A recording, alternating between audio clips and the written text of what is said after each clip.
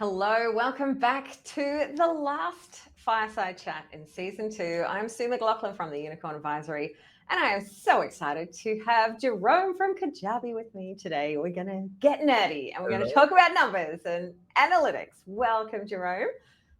Hi, thank you so much, Sue, for having me on. And yeah, excited. This will be one of my first times doing this, but it's really fun. Excellent, excellent. We love having the Kajabi team on because what I love about these fireside chats, and hopefully the people who are watching them as well, let me know if you are joining us live, is that we get to meet the people behind Kajabi because we all use Kajabi day in, day out. And sometimes it's just so cool meeting you beautiful people who are bringing us this software that we can use. So thank you. And I'm especially excited to talk to you, Jerome, because you have got some details for us. You're going to spill some numbers, and Mhm. oh, some of them are very cool, as cool as numbers can be. I'm Yeah, it'll sure. be exciting to go through the data. Normally, I just sit behind the screen and go through the data myself, but it's awesome to be able to talk through it this time. Excellent. So we know a little bit about you and your role at Kajabi. Tell us about yourself. How long you've been at Kajabi, and what do you do there? Yeah, so I've been here at Kajabi for about 3.5 years, and I started when I started here. I first started out as kind of like a junior data analyst, moved up to a senior data analyst, where I got to be able to work closely on the commerce team with Steph. I believe she was on the last Fireside Chat, so I got Yeah. to work with her more and more, and then eventually went to a data science role where I got to dig further into a lot of different parts of the business, really understand the business more and more, and get to know what our heroes are doing. So it's really awesome to be able to experience and see all of that through the past 3.5 years. Yeah, and you probably have a unique lens that most of us don't have because you get to see all the data behind not just one or two launches or friends of people that we know. You get to see it behind every Kajabi creator, which is super cool. I would love to know what are some of the surprising things that you have discovered about heroes or creator businesses in your role? Yeah, so actually, one of the things, it was kind of interesting being put into this role as a data analyst for Kajabi. It was one of the first times going into analyzing data for the creator commerce. And I think one thing that actually was really interesting was seeing how seasonal some launches are. Some folks, they have maybe one like launch a year or twice a year or something like that. Um, and so yeah, it's really cool to be able to see that the dynamic of the business model. Of course, a lot of heroes have different business models. Some of them are recurring, some of them it's just one or two launches a year, so it's really cool to see.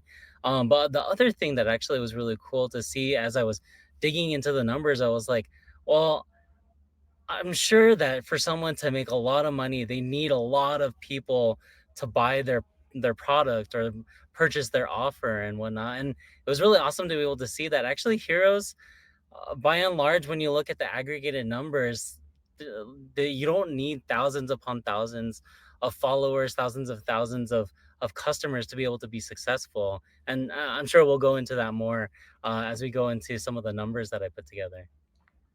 I tell you what, as someone who has a love, mostly hate relationship with social media, that made me so happy because I will never be one of those people with hundreds of thousands. Oh, I don't know. I mean, maybe that's a limiting belief, but I just don't know if I like it enough. Yeah, sometimes it just feels so overwhelming. Like I have to have all these people, but then actually it doesn't require all of that necessarily. Yeah. That is inspiring, and I'm sure it's inspiring to many.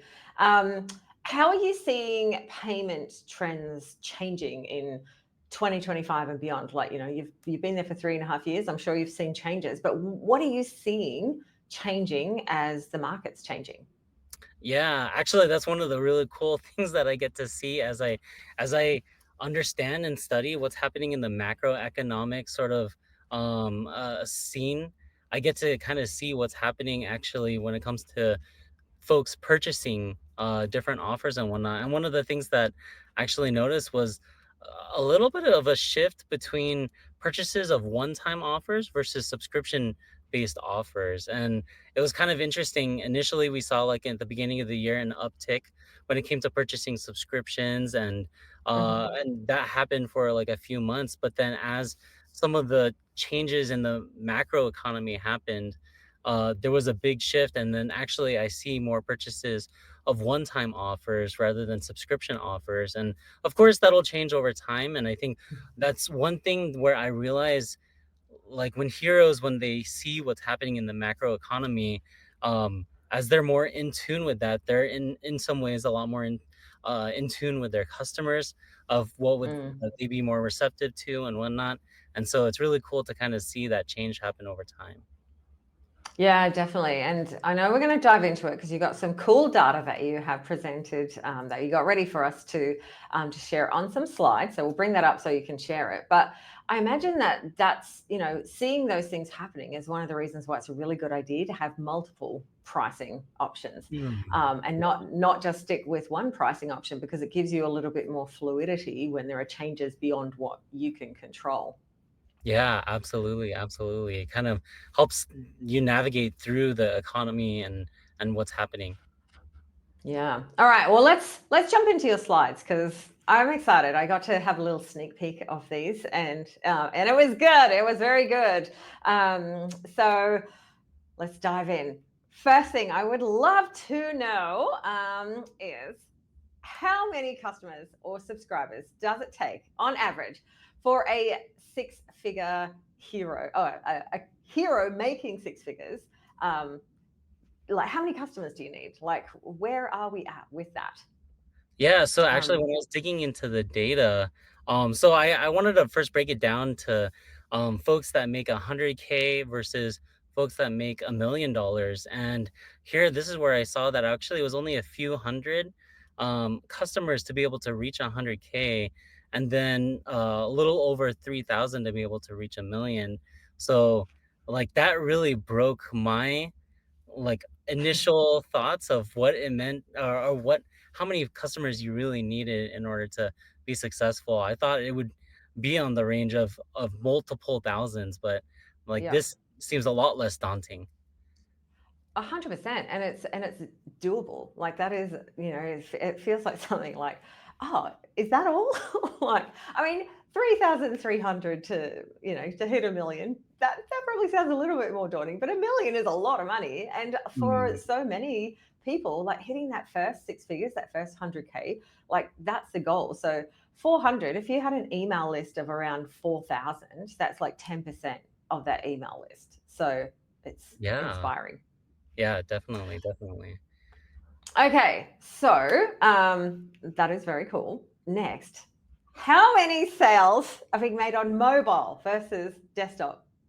So here, one thing that's really awesome to see is this like big shift of going into mobile purchases versus desktop purchases, where we see about 70% of purchases are on mobile rather than on desktop. And for me, it kind of makes sense as more and more folks have their mobile devices integrated into their lives. This is where a lot of folks, they find it maybe potentially easier and less of a barrier to be able to purchase offers when they're on their mobile devices. And do you see a high conversion rate on mobile? Yeah, overall, we're seeing that conversion rates are higher as we have different options, different features to be able to purchase items. For example, Apple Pay and Google Pay. When we have a lot of those different items, here we see like a 30% increase in conversion. And I mean, it's a lot easier to be able to go to your phone. Even when I go someplace to a store and then I want to purchase something, or even online, instead of like taking out my credit card, typing in the numbers, and then like, okay, what was the expiration date on my card again? And then I have to look and then type it in. It takes a lot longer. Whereas like when I first started using Apple Pay for so many different things, I was like, all I have to do is just do a double click and then I can pay for this. This is like, it makes it so much faster. And Yeah. maybe that's good for my wallet, maybe not, but it makes it so much easier. Oh my gosh, it does make it so much easier. I've just done a heap of travel bookings and not one site had Apple Pay. And the amount of times I got frustrated because I don't have a physical card. I've got to open up my banking app and I've got to get the number and then I've got to go back and get the 3 digit and then I've got to get the expiry. And I could Exactly. never remember. And it was just like, ugh. And it put me off doing it. And obviously, if it's a travel booking, you've got to see it through. But if it's something where someone's like, oh, I think I want this, but they're not sure, if you can make it easier, like anything that you can do. I mean, hopefully this will be reflected in what you guys are seeing, but anything that you can do to make it easier for people to purchase, the more likely they are to actually go through with that. So Yeah, absolutely. Actually, Apple Pay has been one of the fastest growing methods for purchasing that we've seen over even just this past year. So really awesome to be able to see Apple Pay and Google Pay, these wallet options available for customers. That's so they can purchase from the heroes.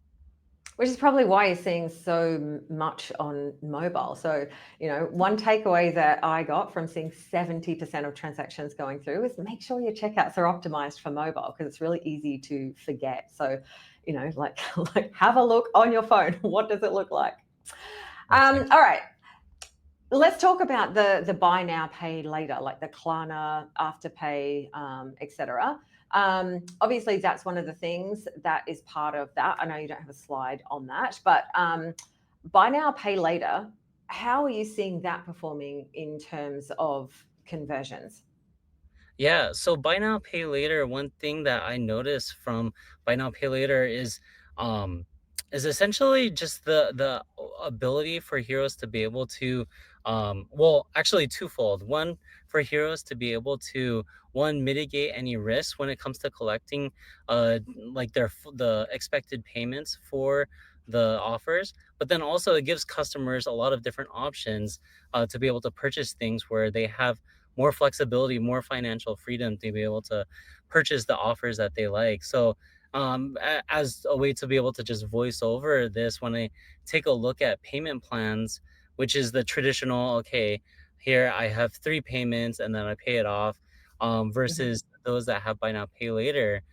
Even just looking at last year's data, I see that out like about 40% of payment plans, it's only about 40% of payment plans that really reach full payment or full payoff.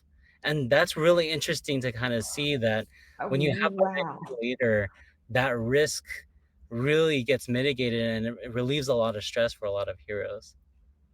Yeah. So instead of you carrying that, like that risk for taking the payment, the other, like, it puts it to someone else gets to be the bad guy of collecting, and you don't have to have your own reputation. Or if you're just someone who doesn't like confrontation or sending Mm, out emails going, hi, you didn't pay. right, um, exactly. so yeah, like we talked about this a little bit. I ran a workshop last weekend, the shop sprint, to help people set up their Kajabi carts. And we were talking about this, like, is it really worth doing buy now, pay later, even if it isn't a big amount, like if it's not thousands? And do people still use it? I mean, from my personal experience, I, have seen a lot of people almost using the buy now, pay later, almost as if it was another payment method, like a bank account or a credit card. Is Mhm. that, something that you've seen, or you see quite a lot of use of the buy now, pay later for the heroes that have got it activated? Yeah, actually, when it comes to the offer amount for a lot of these buy now pay laters that a lot of heroes provide as options for their customers, it ranges from a lot of different things, whether it's these smaller ticket value offers or larger ticket value offers. And so it really kind of depends on a hero's customer base. Are they folks that would be open to buy now pay laters for these different price ranges? So it kind of really depends as you know your customer more and more. Yeah. I'm just going to put this comment up from Kate because I'm like, plus one. Kiwis are patiently waiting for Kajabi payments for this very reason. So this is an audience question from later, but Kajabi payments is something that has recently rolled out to more places. Um, so where is it available now, and is it going to come to more places like New Zealand? Yeah, I mean that's a really good question. Right now it's available in the United States, Canada, Australia. It is in available in a lot of the parts of the European Union as well as the UK. And right now, it recently just released in the UAE, United Arab Emirates. And so, and right now I can't disclose what's happening next and whatnot. So that please just stay tuned for that. Okay. But yeah, it's really exciting to see a lot of the rollout that's happening more and more as our folks are working on getting KP more available for folks. And Steph mentioned last week that it's now half of the transactions are going through Kajabi payments. Probably because we've got this really great, Apple Pay, Google Pay, Mhm. buy now, pay later. Like the more options you give people, the better, chance that you have, and the easier that you make it for people to pay. Yeah, absolutely. Yeah. Okay. I've got one more question before we move on to the next slide, just because this question. I have lots of questions. Pay what you want. I've played around with this a few times. I really dig this payment option. I've got it set up on a buy me a coffee type page. I've used it for a couple of offers. How well does that pay what you want payment feature convert? And do you see many of those transactions that are more than the minimum that you set? Yeah, like tell me some numbers around pay what you want because I'm curious. Yeah, actually, this was one other thing that was kind of surprising for me too, as I was digging into the data, as more folks are adopting this more and more and then using it. I see that it's really cool that about 25% of these pay what you want offers end up becoming more than the list price that they have, whether that's $1 or $20 or whatnot. I see that that price, it's definitely a lot more. And even when I look at the average transaction for this, I see that it's about $120. And so that's really awesome. Like, I think you were mentioning that you had played around with this. I'm sure that there's a lot of moments where you're surprised, like, what? Okay, well, Yes, thank you so much. sometimes significantly more. And yeah, it's like a little surprise blessing. Yeah, yeah, definitely. All right, so let's move on. We've got the next slide. Do people make more overall revenue when they're selling multiple products, like versus just selling one thing only? Like, what are you seeing there? Yeah, so actually, this is very true. When folks are selling or when they're setting up offers and they have offers maybe that have just one product versus two products versus multiple products, I definitely see that that translates to the revenue of heroes, that they're able to get a lot more out, a lot more revenue.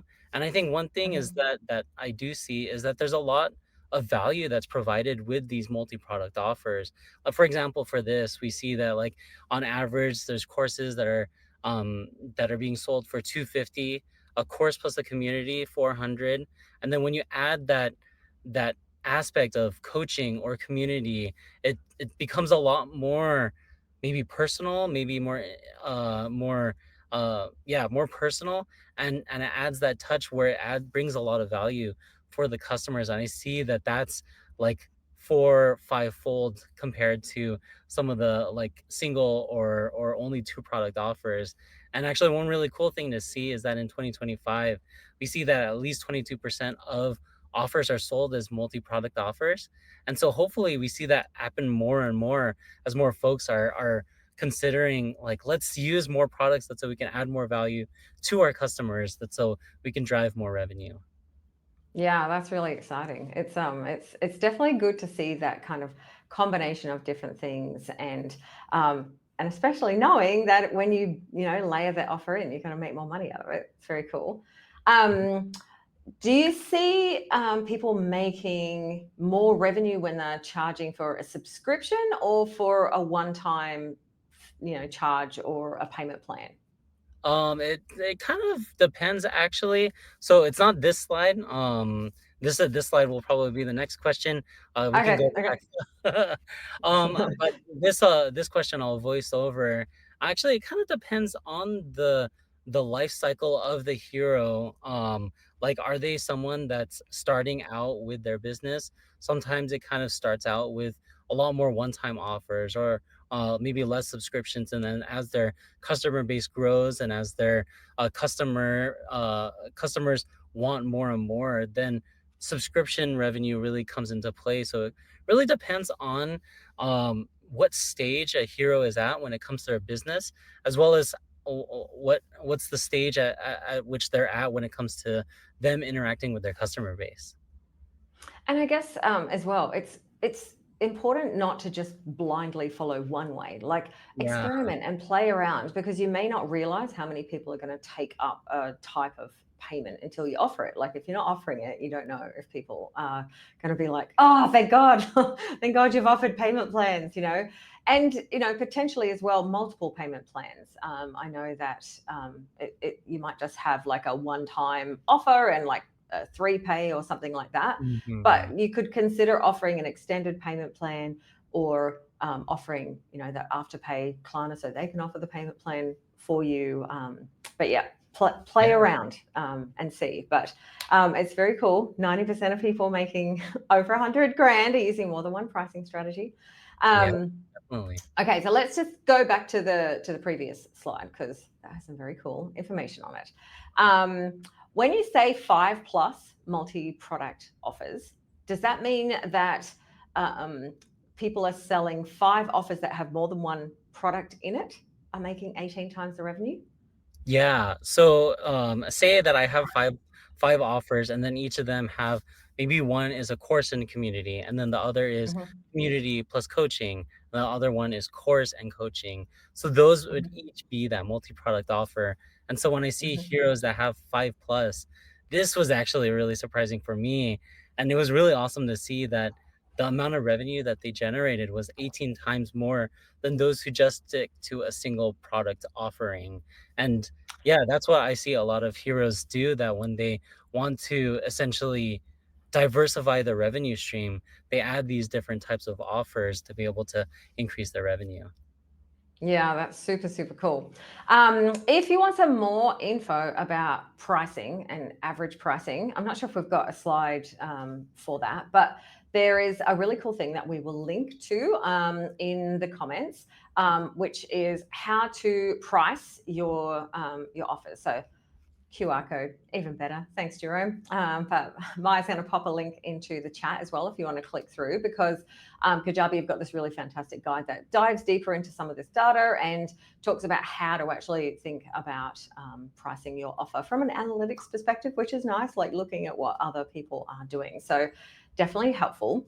Um, I'm Yeah, going to just, well, just to mention yeah, a little bit about that. yeah, Yeah, of course. sure. Um, please feel free to take a look at that. For those that are listening to it, it's a lot of really good information of what we see as different price ranges for different types of product mixes for different offers.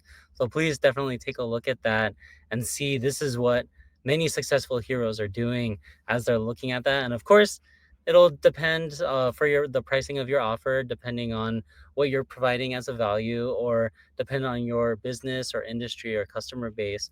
But Yeah. definitely, this is a really good starter to be able to help with pricing offers. Awesome. Thank you. All right, I just wanted to jump into some stuff that I saw on the Kajabi 10 billion. Firstly, congratulations, $10 billion. Yeah, Woo! awesome. um, Good job, there is heroes. a yeah. There is a ticker on that page, which I love, which actually in real time ticks up and shows you like every now and then it'll go flu, and you can Nice. see that increasing. Hmm. Um, but what I wanted to talk about was there was a breakdown of that $10 billion and different industry types. And firstly, what were the top 3 industries that you're seeing people, that took the biggest slice of that 10 billion? Yeah. So, of that 10 billion, I see that actually the top one was like health and fitness, and then there was also a lot of folks that made a lot of money when it came to personal development, as well as like Mhm. business and finance. So that was really Okay. cool to see. That's very cool. Very, popular areas for, for people, a lot of heroes, but also a lot of business, clearly in terms of, the amount of money that's coming through. What was I thought was really cool, some of the smaller categories, like what were some of the categories that surprised you in terms of, how much money was being generated? I think there was something like music was $150 million. Like, that's incredible.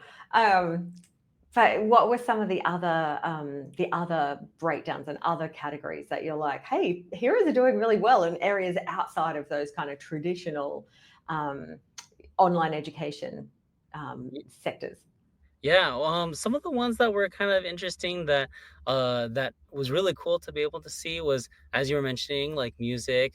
There was a lot of GMV, or gross like revenue generated, when it came to even like traveling or language related courses or offers. So that was really cool to see. I think those were on the top of my head some of the ones that popped out to me as like, wow, there's definitely an industry for these different areas in life. And so there's a lot of Yeah. value that can really be provided in these different things, whether it's this niche or that niche. Yeah, and it goes beyond like those traditional sort of business type of things. There was a lot of hobby niches like music. I think I can't remember what was one of the other ones that was really cool. Like fashion and beauty was Mhm. another one that was really amazing. We'll pop a link in, but if you go to kajabi.com/10B, that is the 10 billion page where you can see some more breakdowns across industries and how much revenue has been created in different industries, which is super cool. Yeah. Um, so, um, is there any difference in the number of revenue streams between six-figure and seven-figure creators? And I know we talked about that a little bit on before, but do heroes that earn, have more income streams? Are you seeing that? Yeah. Well, for that, let me define a little bit like what revenue stream would look like. Maybe this might depend on the lens of the business model, but a lot of times, like a single offer is one revenue stream, and then another offer is kind of another revenue stream. So, actually, one thing that I notice as a difference between those that earn six figures versus seven figures is that those that have seven figures, they actually have twice as many revenue streams.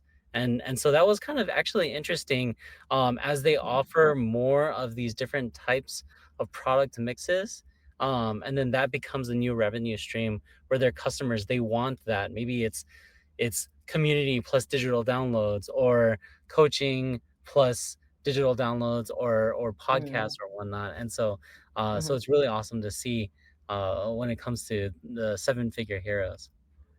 Yeah, I mean, it makes sense as you're Mhm. scaling. It's, I guess you probably hit a limit of how much you can make on one product. So adding, additional revenue streams can help bump you up.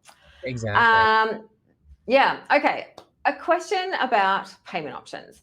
Um, how many payment options are people using when selling, say, over $1,000? Are they using like one payment option, two payment options? Are they doing 3 pay, 6 pay, 12 pay, 24 pay, or are they keeping it simpler? Like, what are you seeing as a trend there? Overall, I'm seeing that, like, when I look at the numbers, there's about like, when people set up their payment plans, they either give options of two payments in that payment plan, all the way up to like six on average. So it's not something very far out there or anything like that. But yeah, on average, I see around two to six payments per payment plan for a lot of these offers that are on $1,000 or more. Okay, so that means paying it off either sort of 2 months up to 6 months or 2 weeks to six, like two payment options. Have Exactly. you got any data if someone is selling like a program on how many choices that they are giving their customers on, whether they can use different, like a one-time payment and a payment plan, or a one-time payment and two payment plans? Um, I can dig into the data more and more. I probably would have to do more digging in and whatnot for okay. that. So it's definitely one thing, but it probably depends case by case on different heroes, what they offer, as well as the different options that they want to provide to their customer. Okay, awesome. Yeah. Um, so if anyone else has got any question, please let me know. Pop it into the comments. Jerome would love to answer your questions. I got one last question. Yeah. What is the coolest thing that you've seen a creator do at your time in Kajabi? Either the coolest type of product or the coolest launch or something that you've seen where you've just gone, oh wow, that's really awesome. And you don't need to name names of what creator it is, but just what's something that you've seen that just really made you go, that's really cool. Well, actually, one of the things that I've been thinking about, and this relates to even some of my friends that have kind of have that idea of like, oh, am I not allowed to sell this as a course or whatnot? And one of the things that's really cool to be able to see is a lot of heroes being able to use like the knowledge that they have to be able to sell offers. So, for example, I've seen some heroes where they make courses when it comes to different academic backgrounds, whether it's like math or history, and so even one of my friends, I've been like wondering like, would you want to do something like that? And they're like, but then all I know is that I just teach it in a classroom. But then this opens up a whole new like door or perspective when it comes to all the knowledge that a person has received in the past and has gone through to learning. And so there's stuff like that. There's stuff when it comes to artwork and even design. That's a lot of stuff that I've seen that's really cool to be able to see heroes kind of use that, or even like training when it comes to becoming a doctor or getting certification in other things. So it's really cool. Nice, nice, awesome.